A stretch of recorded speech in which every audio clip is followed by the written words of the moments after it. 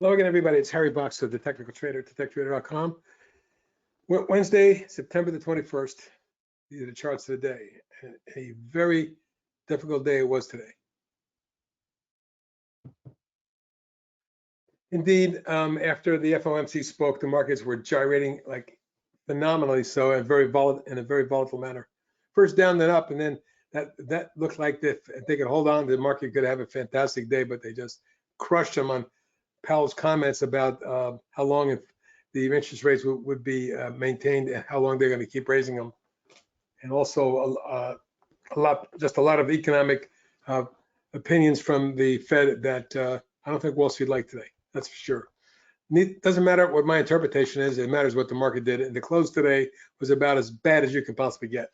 Taking a look at the plunge in the Nasdaq 100 from over 12,050 to finish at 11,637, down at the low of the day going away, with the S&P same 3907 to close at 37. Let's call it 90. And looking at on the hourly charts, you'll see the downtrend, which has been in existence since we about middle of August, when we really started coming down from the 13,567 level. We're now 2,000 points below that. And the S&P 500, as you can see, has dropped from its high in August, which was up about 43.05. No, 43.18 was the high that day. Here we are at 37.89. A 525 point drop, about 10-12%, very quickly, adding on to the losses we've had earlier in the year. And it sure looks like at this point, if we're looking at the Nasdaq 100, that the lows down here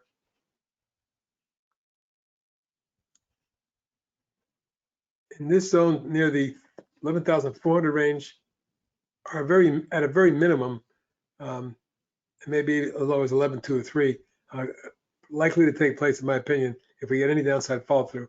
And the futures are sharply lower tonight, so we shall see, but it sure looks very negative out there. On the S&P 500, a drop from 43.25 to under 3,800, about 550 points, with today's drop being precipitous. You can see now that with the massive support from the multiple lows we had back in here would be a target near 37.45.50. Also, that's near the bottom of the channel as well. This could be a 1-2. This is probably 3. And if we do get a fourth, we may not be out of the woods until the fifth wave is completed. But that's all conjecture. Let the market tell you what to do. We got to look at some longs and shorts today. Let's look at some stocks. Coty had a big day today until the market dove. It had popped at one point from 779 to 835 and finished at 802. Now it's still up on the day, 3% in a market like this, and then did it on volume of 16 million, which is the biggest volume on an up day since going way back in February when the stock broke out. So keep an eye on this one. We have a triple top now, about the 835.40 range. We get through that, it's a $9.5 to $10 stock. FREY with an exceptional day on a really bad day, jumped from 13 to almost 16, finished 1530 up 216, a gain of 16.5% on nearly over 30 million shares. And that's a breakout day, no matter how you look at it. This is also, on a day like this, an all-time high. It's not been public about almost 3 years now. So any follow-through could take you up to the 17 range and eventually 1920, but market cooperating, perhaps. First Solar hit an all-time, multi-year high today. It's the highest First Solar has been in 12 years. It goes all the way back there. And so if it wasn't for the market, I think, having hit over 140 today, that this stock could have been much higher at some point. And I would still project 150, 165, and 175 over the next few weeks and months, provided the market cooperates. We don't have a complete bear market here, which is starting to look like it could happen. LABD, the ultra shorts ripping it. You can see the 1, 2, 3, 4, 5 wave decline, multi-month base, multiple resistance here in the 24.25 range that was blown through today as it jumped from 21.95 to 25.55, finished at the high 302 gain up 13%. volume wasn't huge, but it was big enough to tell me we could go higher. Looking for 30.32 next. Biotech Mrvi with an exceptional day and a lousy day. 3 million shares traded up 8%, $1.85, and it broke out of the declining tops line. It's been in play for a year. So let's keep an eye on it. It may pull back and retest, but my targets going forward are going to be 28 and 31. SOSX, a stock we've been following for a long time. This is a semiconductor triple bear, major base pattern. At the highest close today since July. With that engulfing reversal bar, if the market does tank here, I wouldn't be shocked to see a move into the high 60s. As QQQ similar, and bullish engulfing day with record volume of 186 million shares, just absolutely huge volume, and the biggest we've seen since May. On a breakout day indicates that follow through could get you to 56, 60, and 62. TCA, the small cap triple bear, broke out as well. A little bit of resistance right about where it closed. But if we pop through here, we can see low to mid 40s, maybe even 48. And finally, UVXY, the ultra short had a big engulfing reversal, but did not break out. I would look for this one to take out 1120, and then we're looking at a run into the, I would call it 12 3/4, 13 1/4 zone, followed by 14 1/2. Let's look at some of the longs, including mostly ultra shorts. And look at some of the boxes shorts that we've been looking at over the last few months. And from my list, let's take a look at the line right, which appeared to have cracked, although most of these stocks are closing near the June lows. So the market still has an opportunity to turn it around here, but it feels like it's going to crack. And this one, which has been in a bear phase since it broke down from the bear flag, and I indicated to you over 500 it was a potential short, it's come down into low 220s. And a break here could get you down into 175.85 range. Pretty ugly looking chart. ATK or Atcore, a massive top, broke down, snapped back, and took out support.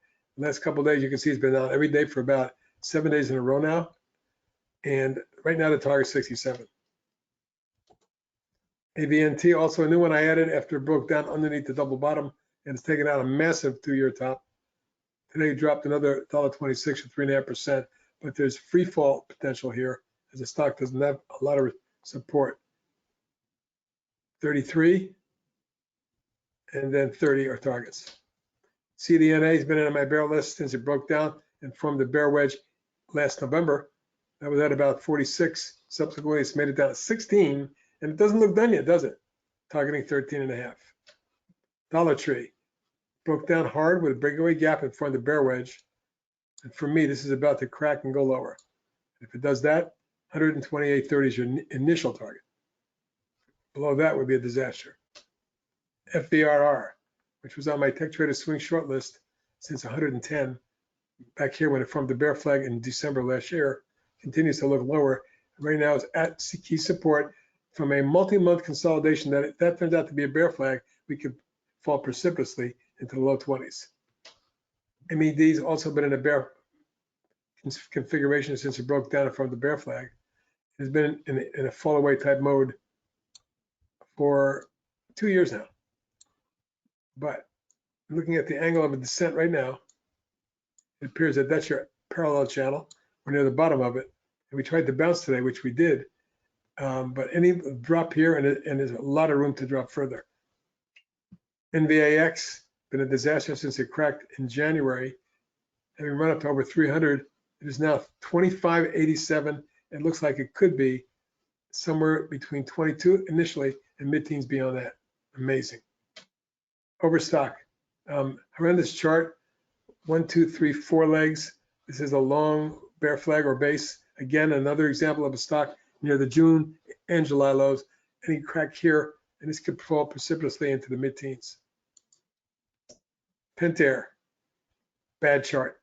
Bear wedge, another little mini wedge here, which I didn't even draw in, followed by a bear flag, double bottom pop, and roll over and break down.